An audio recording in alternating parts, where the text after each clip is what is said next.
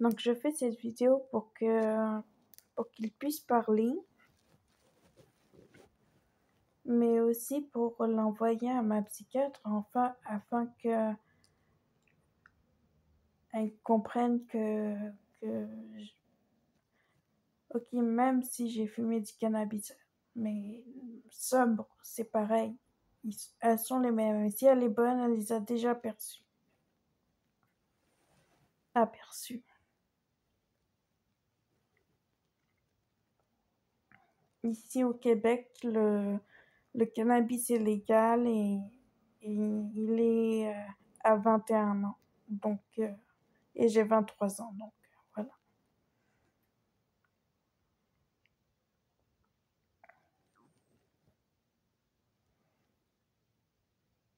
J'ai froid.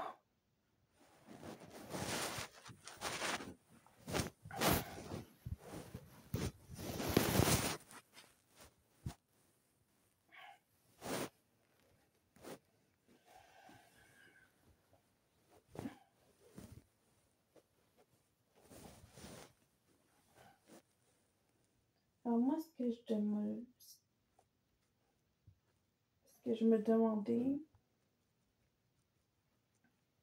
c'est si c'était génétique ou euh, un trouble, un, ouais, un trouble génétique ou euh, psychiatrique.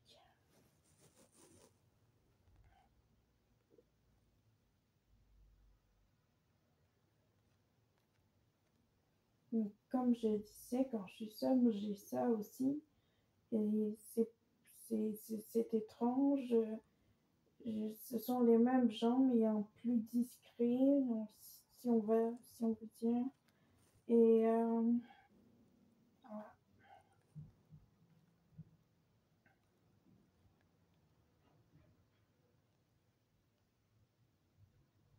Alors j'ai tout imaginé quand j'étais à l'hôpital, parce que je faisais des psychoses. Au lieu de me donner des antipsychotiques, ils m'ont donné de la drogue. Et quand je le dis à mes parents, ils me croient pas, mais c'était vraiment de la drogue, comme le cannabis. Et le cannabis est légal, encore, je le répète.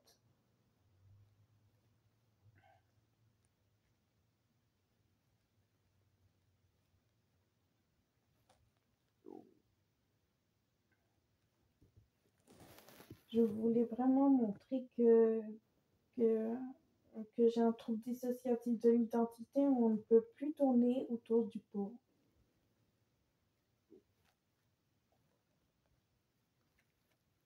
Je crois que par le biais qu'ils qu'ils aient inventé le, le,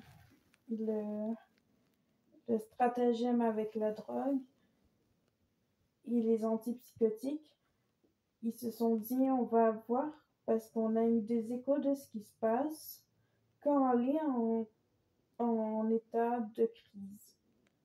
Là, je suis pas en état de crise, mais je veux dire en état de perte de contrôle. Et c'est pas de ça qu'on parle.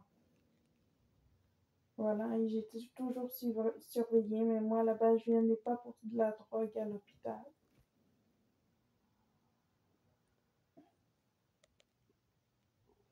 Ah oui, ça peut ressembler à de la schizophrénie. Je me suis tout inventé ça, cette histoire de, de, de ma vie, je l'ai tout inventé, comme dirait ma famille.